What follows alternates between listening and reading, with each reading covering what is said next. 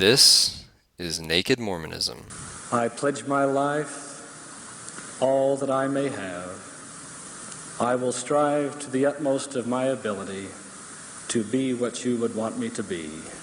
It's time to find the truth. That is, man lived before he came to this earth. He is an eternal being. Joseph Smith gave to the world the true understanding of the origin of man, that man comes to earth with a divine and eternal purpose. Let's examine the doctrine. And through it, all who believe and obey the glorious gospel of God, all who are true and faithful and overcome the world, all who suffer for Christ and his word, all of it, all shall become as their Maker and sit with him on his throne and reign with him forever in everlasting glory. And see what it has to offer.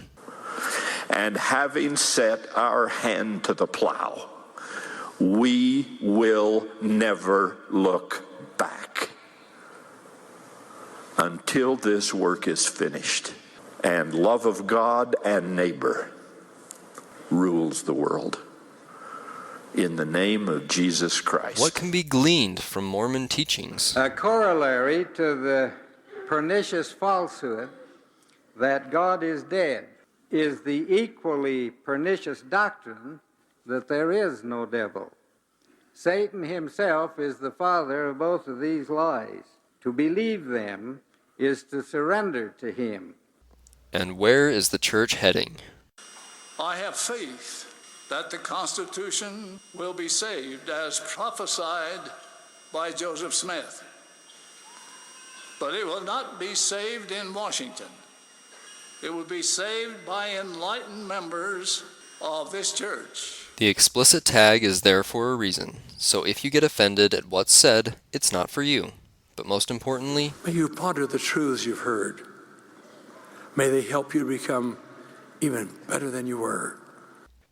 Skepticize everything.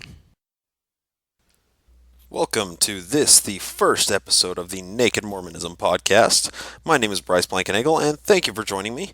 I need to offer a little background on myself as well as the podcast before getting started. I was born and raised in Utah and was a member of the Church of Jesus Christ of Latter-day Saints until around the age of 15.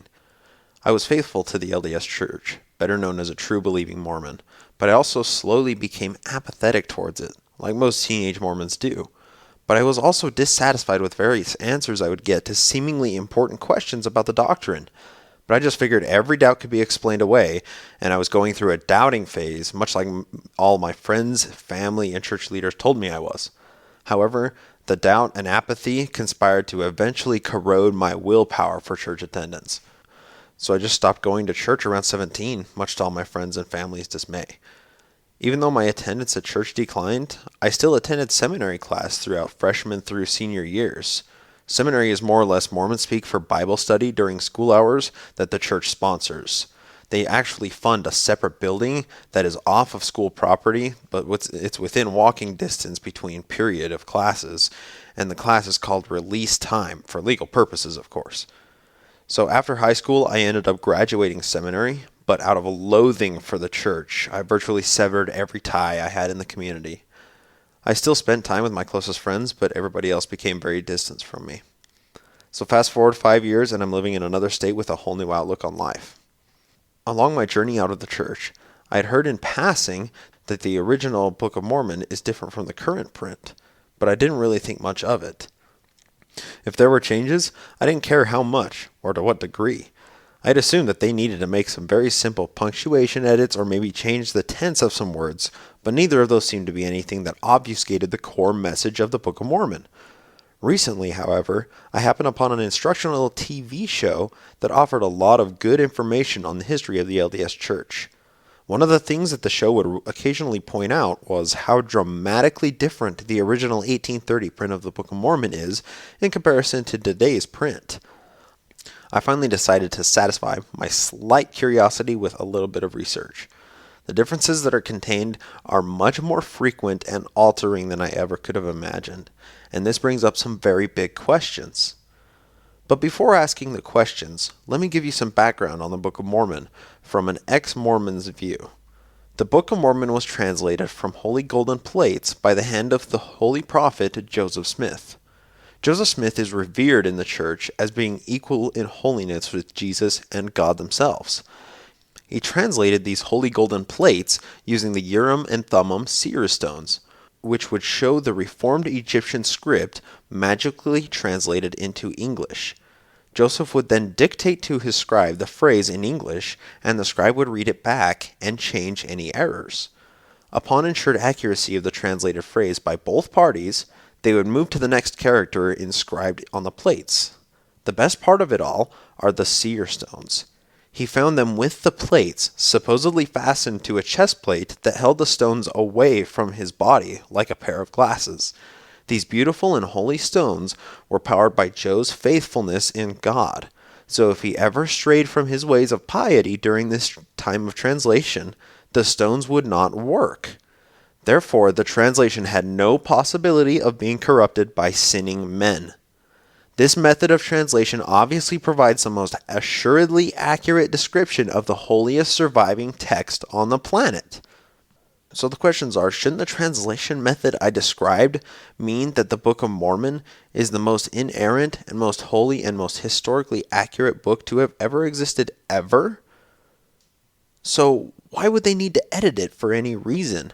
The Bible is full of terrible language and grammatical inaccuracies, so people go to the original Greek or Hebrew to get the most accurate version of the Bible they can find. But we don't have to worry about that with the Book of Mormon, because it was translated directly through an inerrant prophet from an inerrant God through an inerrant translation method directly from the source material. Therefore, any inaccuracies that are there for a reason, right? While some of the changes are just grammatical or spelling, there are a lot of significant changes that need to be addressed. More importantly than grammar and spelling is the fact that the original book is written in novel form, complete with paragraphs and he said, she said dialogue structure. Today's print is split into many more chapters, but the most significant difference is the adaptation of the verse-like text structure. It may read more like the Bible now, thanks to this modification, but a lot of context changes can be made when you split each paragraph into lots of separate sentences that are made ripe for cherry picking. Quite obviously, this significantly bastardizes the book from its perfect translated form that Joseph birthed. The book used to be a slightly polished turd of a counterfeit holy book in the first place that was dreamed up by an East Coast genius trapped in the life of an impoverished country bumpkin. Now, the Biblification of the paragraph structure makes the current version just as incomprehensible and discombobulated as the Bible itself, which therefore makes it indistinguishable from any other holy text. Mark Twain was a scathing intellectual during his time. Even simply by authorship of Huckleberry Finn, Twain demonstrated that he was a practical reasoning man trapped in an impractical, unreasonable time. He happened to snag a copy of the Book of Mormon as the rumors of the Mormons were becoming more prevalent. Let's find out what he had to say. This was from Roughing It in 1872, pages 58 through 59. Quote, "All men have heard of the Mormon Bible, but few except the elect have seen it, or at least taken the trouble to read it. I brought away a copy from Salt Lake. The book is a curiosity to me.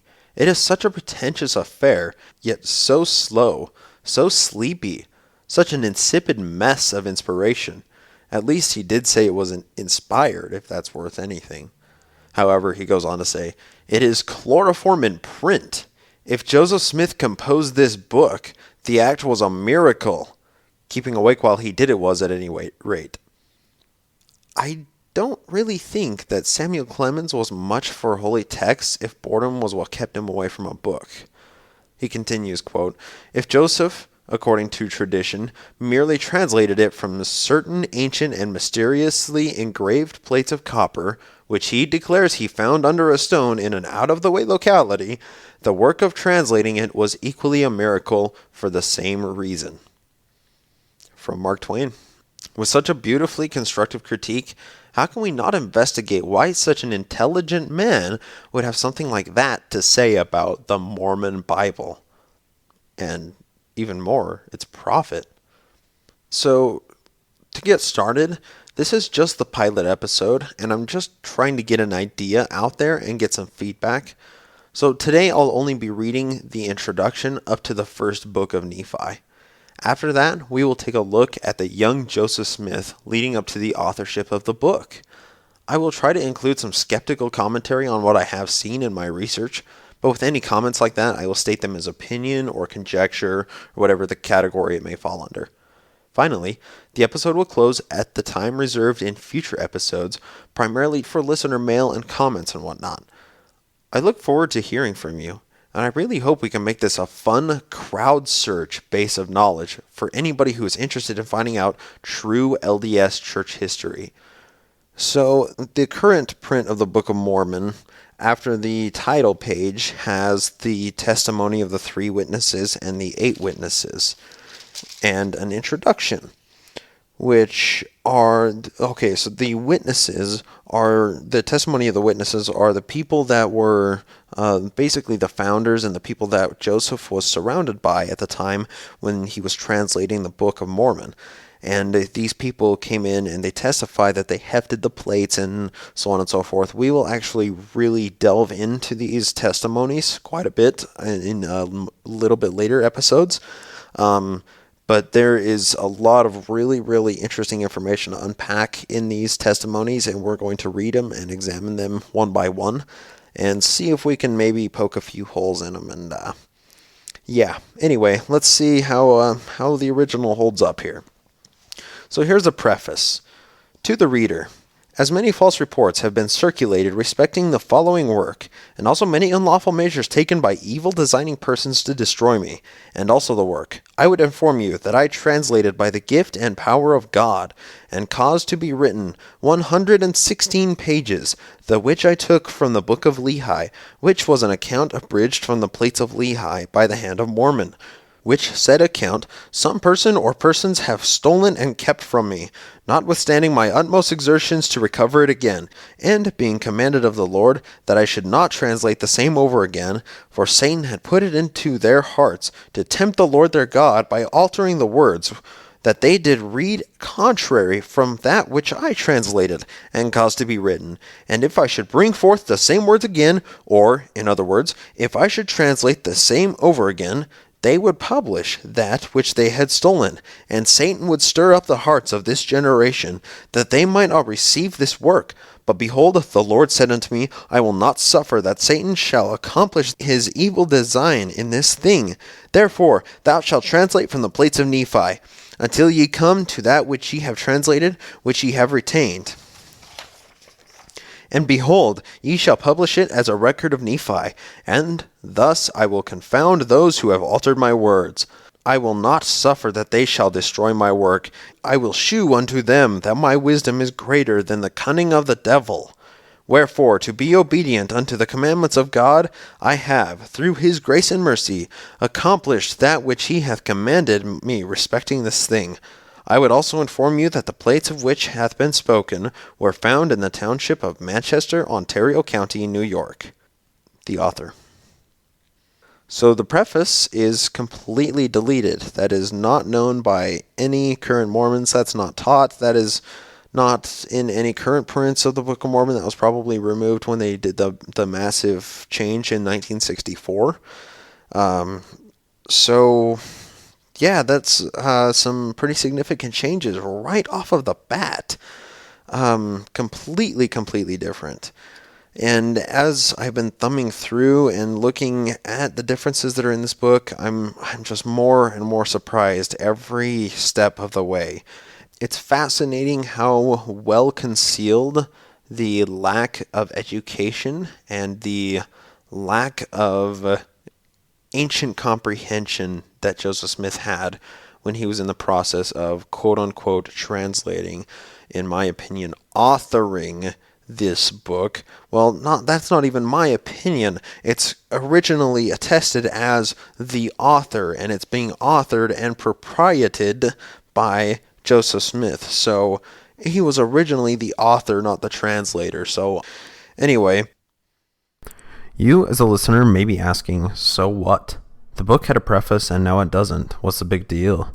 It may seem a little bit vague for now, but it is a large accumulation of a lot of small differences that illustrate how terrible of a book writer God is. I don't by any means intend on reading the original print of the Book of Mormon in an effort to point out the differences, for the simple fact that a Book of Mormon podcast is already being done by someone with more talent than I, and needless to say, it would be a bit redundant, but it does spur the conversation. What else has the LDS Church made slight alterations on throughout its history? And more importantly, what history does the Church simply not talk about? And can that history be used to demonstrably show the Church had false foundations? Unfortunately, these aren't questions that I can answer in 1 or 2 episodes, but it's something that I can only try to demonstrate to you, the listener, through a massive overload of information all contained in one podcast. I'm going to try and offer the history of the Church from the watered-down perspective that all the Mormons are taught and teach, and then tell the history from the perspective of the people that were there, and compare the facts. I don't expect the LDS.org website to say anything that is blatantly infactual.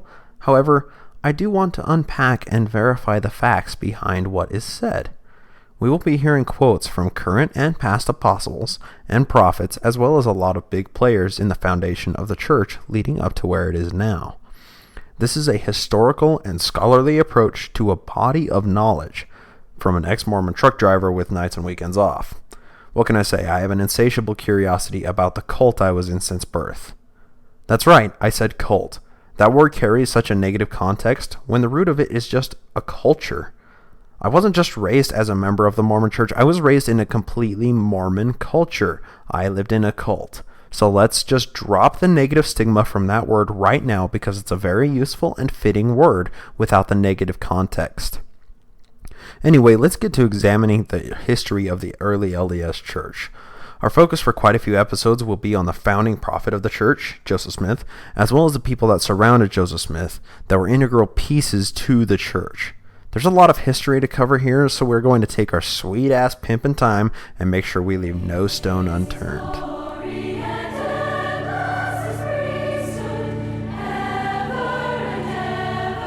Today, we start with the history of the Smith family. Joseph Smith was born in Sharon, Vermont, the fifth of 11 children born to Joseph Sr. and Lucy Max Smith. Sadly, their first child died soon after childbirth, leaving Joseph Sr. and Lucy devastated but determined to raise a family. In 1803, 2 years before Joseph Jr. was born, Joseph Sr. lost all the family's money in an overseas ginseng business scandal. The family never fully recovered from this absolute destitution. Joseph was born on December 23, 1805, and raised in absolute rags. In the winter of 1812, many members of the family caught typhoid fever, including Joe Jr. himself. I'm going to take a side note here. Joseph, or Joe, I'm going to use as referring to Joseph Jr. now. Whenever I'm talking about Joseph Sr. or Joseph's dad, I'm going to talk to him, or call him Big Daddy Cheese, because it just makes a little more sense. So, Joe Jr. underwent an experimental procedure to cure an infected leg that involved scraping tissue to remove an infected portion of the bone, as opposed to amputating the leg completely. He ended up walking with a cane and for a while, and a bad limp or a bit of a limp for the majority of his life afterwards. So this is a pretty common story told in the Mormon Church about Joseph Smith. He had to get the procedure in order to save his life, obviously, but the doctor couldn't put him under anesthesia for it. So Joe, being the brave little 8-year-old he was, refused drinking alcohol to numb the pain that was in store for him because he knew that alcohol was bad for him. They often use this as almost ammunition, showing that, Joseph Smith put forward this example of, we shouldn't be drinking alcohol, but, because he didn't drink alcohol when he was 8 years old and was faced with this massive decision that was going to be a lot of pain that alcohol was going to make better, but he decided against it. I would speculate that Joe didn't understand the long-term health ramifications of drinking alcohol at that time, nor was the word of wisdom ever released, which is the church doctrine that involves not drinking alcohol. However, I would argue that he may have seen how Big Daddy Cheese acted when he was drunk. This happened fairly frequently and is well documented during the years of financial hardship the family had after the bad business deal in the ginseng market. So by 1817, the Smith family had moved to the burned-over district of New York, which was under a period of what was called the Second Great Awakening. But religious revivals were extremely common all along the East Coast states during this time, but especially in this burned-over district. Joe's parents actually held fairly divergent views about religion, organized and not. Big Daddy Cheese believed in visions and prophecies. He was really big into scrying, which was searching for hidden treasure with a seeing stone. Hopefully the seer stone would light up and reveal the way to buried treasure left over from the Spaniards or from the early colonies or from the ancient Native Americans that were there at the time, or whoever was inhabited there at the time before them. So he, however, really kind of despised organized religion. This was kind of reinforced when a pastor told him and Lucy that their son Alvin was burning in hell when he died at the age of 19 in 1823, because he was, of course, unbaptized in that church that they were holding the funeral at. Of course, this made Big Daddy Cheese even more violently opposed to organized religions, which obviously held a big part in the family fighting, because they were trying to find what was true and what God really wanted of their family. So, Lucy Mack Smith was a little more dogmatic, taking the family from church to church in search of the one true church. The revelation of the one true church being restored to the earth through Joe Jr. came at a very crucial time to help keep the family together. So, like previously mentioned, this didn't occur in a vacuum. This happened in the burned-over district of New York. Many people of notoriety in the area, as well as many other just standard people, believed that there was going to be a restorationist movement coming from that burned-over district. Restorationist was kind of an ideal where the original church that Jesus brought to the planet to fulfill the prophecy of the Bible would be restored back to the church, and it was lost through the Dark Ages, and that's why they were considered the Dark Ages. So the original church, the holiest church, would possibly be restored. This is also called a primitivist idea, or a primitivist movement. So next time you see a Mormon, ask them if they know that they're a primitivist, and see if it elicits any sort of like intelligent reply. But I kind of doubt it. So Asael Smith was Big Daddy Cheese's dad. That was Joe Jr.'s big bad grandpa. He was quoted saying, "It has been bestowed upon my soul that one of my descendants will promulgate a work to revolutionize the world of religious faith." So even Joe's grandpa was encouraging little deluded Joe to be the next big godsend as he started showing a propensity toward the occult. For any never Mormon people listening, Joseph is seen as equal or greater than Jesus. If this quote doesn't sum it up, I don't know what else does.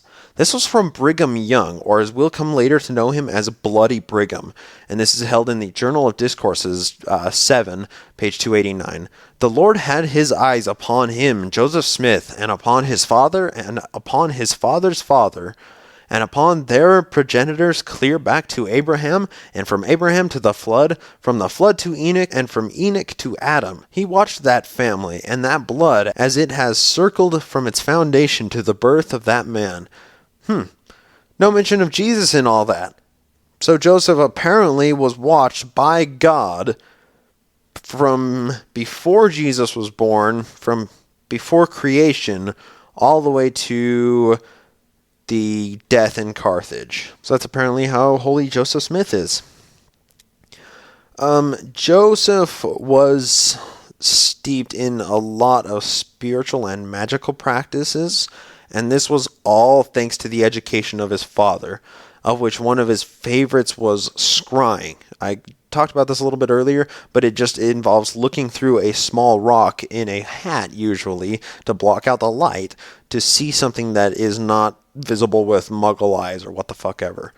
So Joe was brought into court in 1826 for being, quote-unquote, a disorderly man and an imposter. The court notes identify him as, quote-unquote, the glass looker. So the details of the conviction are a little vague, but Oliver Cowdery, who was an influential man and Joe's business partner / relative, states he was honorably acquitted from the charges. So Joe and Big Daddy Cheese had a bit of a reputation in the area before that time for having a mysterious profession of treasure hunting, although there's no record of them finding anything, even though some residents were willing to pay them for their services, and we'll talk about that a little bit in the next episode.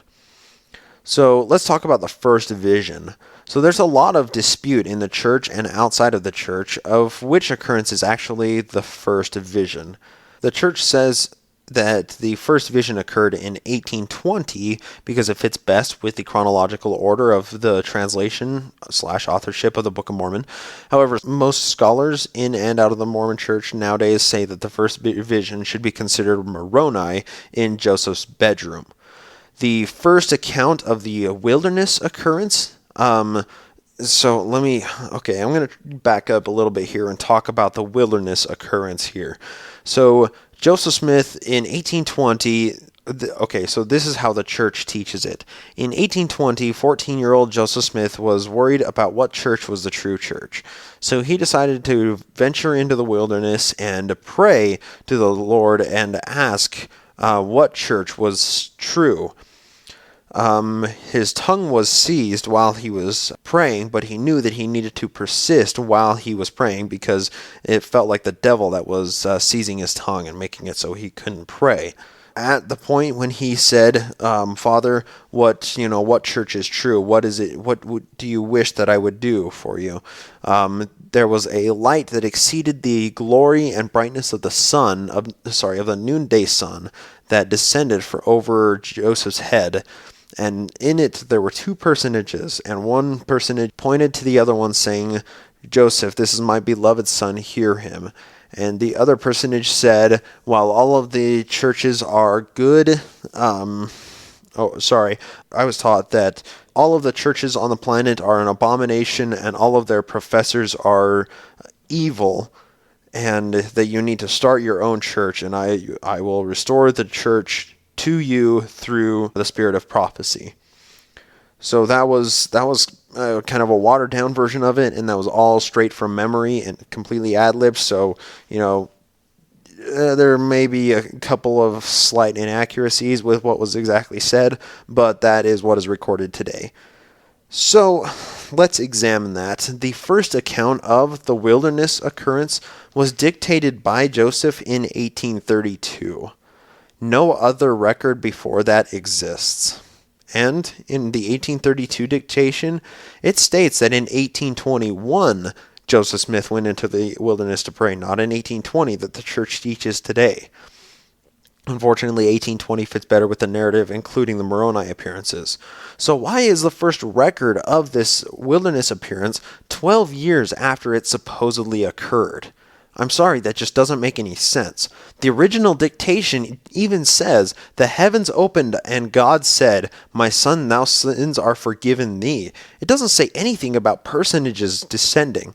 It took until 1838, history of the church dictation, that has the Father and the Son appearing and God saying, this is my beloved Son, hear him. That is taught in the church today. I tend to believe that the taught first vision, the 1820 version of it, is not really the accurate version, and it was fabricated later to help sell the book better, as well as inspire kind of a divine origination that didn't exist about the book before. I think the evidence kind of supports this opinion. That's why I have it. So there are actually 22 visitations by Moroni. Then that's the visitations that are disputed by Mormon scholars. Those are on record from 1823 to 1829, and there's possibly even more that we don't know about. So Moroni actually visited Joe Jr. the first time on the night of September 21st to 22nd, 1823.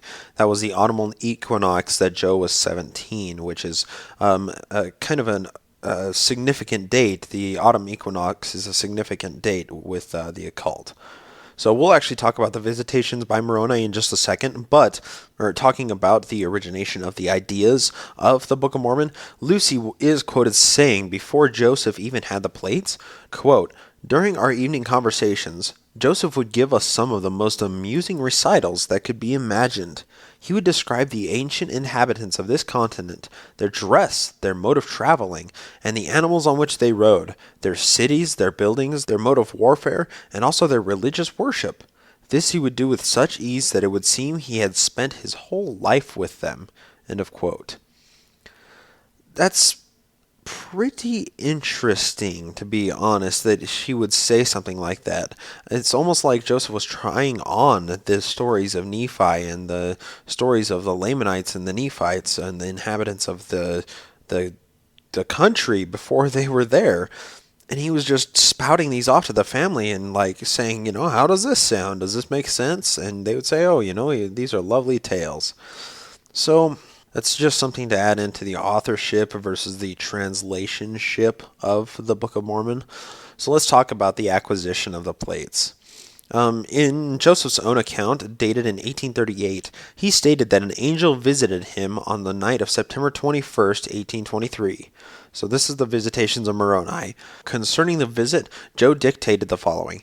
Quote, "He called me by name and said unto me that he was a messenger sent from the presence of God to me, and that his name was Moroni, that God had a work for me to do, and that my name should be had for good and evil among all nations, kindreds, and tongues, or that it should be both good and evil spoken of among all people."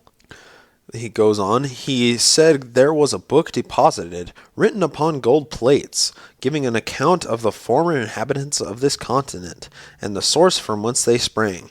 He also said that the fullness of the everlasting gospel was contained in it, as delivered by the Savior to the ancient inhabitants.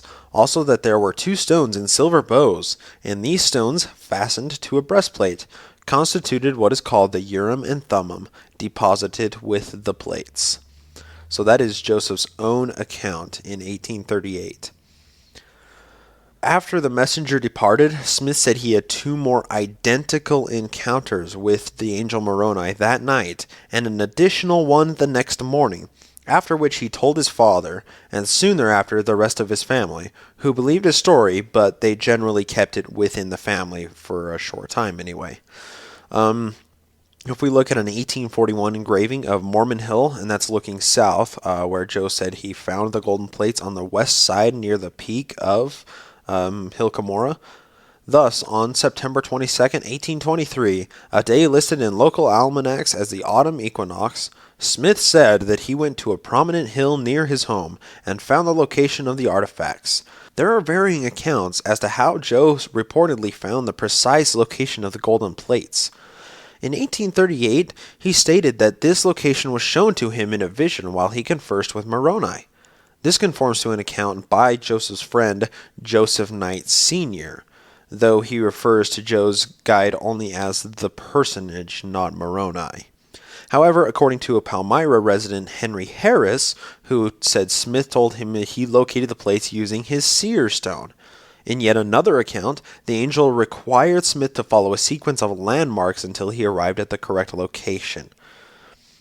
It's all disputed. There's nothing that's factual, and we don't really have anything written down that is from Joseph's hand itself, so we just kind of have to go with speculation and just say, well, he just sort of was wandering around and found them, sort of. Anyway, the plates, according to Joe, were inside a covered stone box. However, he stated that he was unable to obtain the plates at his first visit. According to an account by Willard Chase, the angel gave Smith a strict set of commandments which he was to follow in order to obtain the plates. Among these requirements, according to Chase, was that Smith must approach the site dressed in black clothes and riding a black horse with a switched tail, and demand the book in a certain name, and after obtaining it he must go directly away and neither lay it down nor look behind him. Joe's close friend Joseph Knight Sr. corroborates the requirement that Joe must take the book and go right away. According to his mother, the angel forbade him to put the plates on the ground until they were under lock and key. He was, however, according to a retelling of an account by Big Daddy Cheese, allowed to put the plates on a napkin he was to bring with him for that purpose. Does this sound like science at all? So the holy plates are in a stone box buried in the ground in an ancient holy hill Cumorah. And Joseph goes and digs them out, and he can't set them on the ground, unless he puts them on a napkin that he brings just for that purpose. The only time that he can set them down is when he puts them under a lock and key in his house. I'm sorry, this is terrible. This makes no sense. I can't believe it. So when Joseph arrived at the place where the plates were supposed to be, he didn't have the magic napkin at this time, of course. He reportedly took the plates from the stone box they were in and set them down on the ground nearby, looking to see if there were other items in the box that would be of, quote-unquote, some pecuniary advantage to him. When he turned around, however, the plates were said to have disappeared into the box, which was then closed. When Smith attempted to get the plates back out of the box, the angel hurled him back to the ground with a violent force. After 3 failed attempts to retrieve the plates, the angel told him that he could not have them because he, quote, had been tempted of the adversary and sought the plates to obtain riches and kept not the commandments that I should have, end quote. I'm going to bring up something a little bit later that comes in right there. There's actually something contained in some anti-Mormon literature called the Salamander Letter that we'll talk about a little bit later.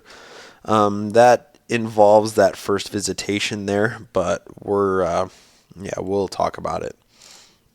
So Joseph said that the angel directed him to return the next year after he couldn't obtain it the first year in 1823. So he, of course, had to come back on the autumn equinox of the following year, 1824, with the right person, whom the angel reportedly said was his brother Alvin. However, Alvin died within a few months, and when Joseph returned to the hill in 1824, he could not get the plates. Once again, the angel reportedly told Smith that he must return the next year with the right person, the identity of whom the angel would not say. So this angel was basically commanding Joseph to bring a buddy along to find these plates, just to prove it, but of course, Joseph couldn't because his buddy was his dead brother. I'm sorry, this just seems ridiculous. According to Joseph's associate, Willard Chase, Joseph originally thought this person was to be Samuel Tyler Lawrence after, Alvin died. Samuel Tyler Lawrence was actually a seer himself who used a scrying stone, and he worked with the Smiths with treasure seeking in Palmyra. Therefore, Joseph reportedly took Lawrence to the hill in 1825 to try and obtain the plates, at Lawrence's prompting. However, Joe reportedly ascertained through his seer stone that there was an additional item together with the plates in the box, which Smith later called the Urim and Thummim. However, Lawrence was apparently not the right person once again, because Smith did not obtain the plates in his 1825 visit. Later, Smith reportedly determined by looking into his seer stone that the right person, quote-unquote, was Emma Hale Smith, his future wife. There is no specific record of Smith seeing the angel in 1826. However, after Joseph and Emma were married on January 18, 1827, Smith returned to Manchester, and as he passed by Cumorah, he said he was chastised by the angel for not being, quote-unquote, engaged enough in the work of the Lord. He was reportedly told that the next annual meeting in this upcoming year, 1827, was the last chance for him to get the plates and the Urim and Thummim. There is one more thing to add into the mix of the acquisition of the plates. This is primarily cited from Mormonism Unveiled by E.D. Howe, but there is the Salamander Letter, which we talked about a little bit earlier. This was spawned from references to a toad that prevented Joe from getting the plates from the ground. The salamander is supposedly from Martin Harris to William Wines Phelps. It's kind of a long letter, and I think I'm just going to put it in the show notes so you can read it there if you're interested in it. But it does contain some pretty interesting things, and honestly, as hilarious as the implications of this salamander would be, we can't get too caught up in it. The letter is unfortunately a forgery by Mark Hoffman, who was born and raised in the Mormon Church, and he was actually convicted for having multiple forged historical Mormon items, and along with murder and some other stuff. So he did attribute the inspiration of the letter to Mormonism Unveiled by E.D. Howe. So we do have to take that into consideration. But that isn't to say that there isn't multiple references to a toad striking Joe and rendering him incapable of retrieving the plates until certain criteria were fulfilled. The first year he tried to get them, the toad supposedly told him to bring some remnants of his recently buried brother. When that didn't work, he had to take his wife Emma to help him retrieve the plates. So, in September 22nd, 1827, Joseph finally, reportedly pulled the plates from the ground, with Emma sitting nearby in a carriage praying for him while he was treasure hunting. So that should be good enough to call a full session. I apologize if this pilot has been a little dry, but there's a lot of crazy bullshit to cut through, and a podcast is a pretty blunt knife for this purpose. As we get deeper into Mormon history, instead of just the main person responsible for it, it ought to get quite a bit more entertaining from here on out. D. Michael Quinn is an ex-Mormon historian, and we will be studying a lot from him in our quest for knowledge of the church. He wrote this about Joe to summarize his character into one place. Hopefully, what we study will shed some light on this conclusion. Quote, "Few Mormons today can grasp the polarizing charisma of their founding prophet. Some may feel uncomfortable when confronted with the full scope of Joseph Smith's activities as youthful mystic, treasure seeker, visionary, a loving husband who deceived his wife regarding about 40 of his polygamous marriages, a man for whom friendship and loyalty meant everything, but who provoked disaffection by testing the loyalty of his devoted associates, an anti-Mason who became a master Mason, church president who physically assaulted both Mormons and non-Mormons for insulting him, a devoted father who loved to care for his own children and those of others, temperance leader and social drinker, Bible revisionist and esoteric philosopher, city planner, pacifist and commander-in-chief, student of Hebrew and Egyptology, band president, jail escapee, healer, land speculator, mayor, judge, and fugitive from justice, guarantor of religious freedom but limiter of freedom of speech and press, preacher and street wrestler, polygamist and advocate of women's rights, husband of other men's wives, and declared bankrupt who was the trustee in trust of church finances, political horse trader, U.S. presidential candidate, abolitionist, theocratic king, incider to riot, and unwilling martyr." That was from Mormonism 101, examining the religion of the Latter-day Saints. That almost reads like a rap sheet for a 19th century Frank Abagnale or something. In the coming weeks, we will be digging way into Joseph Smith and see if the model we build doesn't match what D. Michael Quinn said about Joe. Next week, we will be talking about Emma Smith from the beginning, as well as see her contributions to the early foundations of the church. As for today, thank you once again for joining me on the Naked Mormonism podcast. Talk to you next week.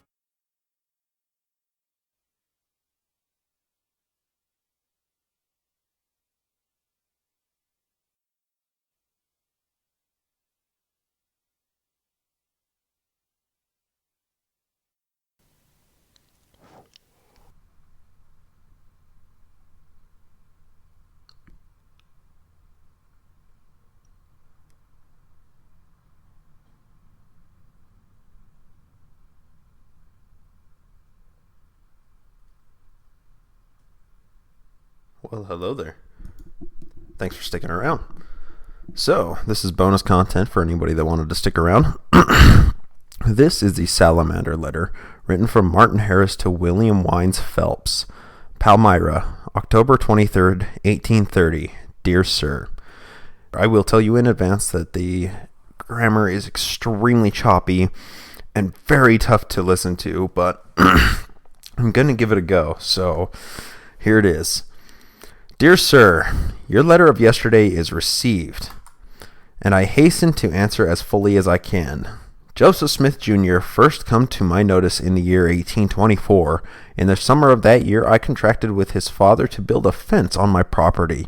In the course of that work, I approached Joseph and asked how it is in a half a day you put up what requires your father and 2 brothers a full day working together. He says, I have not without assistance, but cannot say more. Only you better find out the next day. I take older Smith by the arm. Sorry, I read that wrong. I have not been without assistance, but cannot say more. Only you better find out. The next day, I take the older Smith by the arm, and he says Joseph can see anything he wishes by looking at a stone. Joseph often sees spirits here with great kettles of coin money. It was spirits who brought up rock because Joseph made no attempt on their money. I latter dream I converse with spirits, which let me count their money. When I wake, I have in my hand a $1 coin, which I take for a sign. Joseph describes what I seen in every particular. Says the spirits are grieved so. This is so hard to read. All right. In every particular, says the spirits are grieved. So I threw back the $1 in the fall of the year 1827. I hear Joseph found a gold Bible. I take Joseph aside, and he says it is true. I found it 4 years ago with my stone, but only just got it because of the enchantment. The old spirit come to me 3 times in the same dream and say, dig up the gold. But when I take it up, the next morning the spirit transfigured himself from a white salamander in the bottom of the hole and struck me 3 times and held the treasure and would not let me have it because I lay it down to cover over the hole.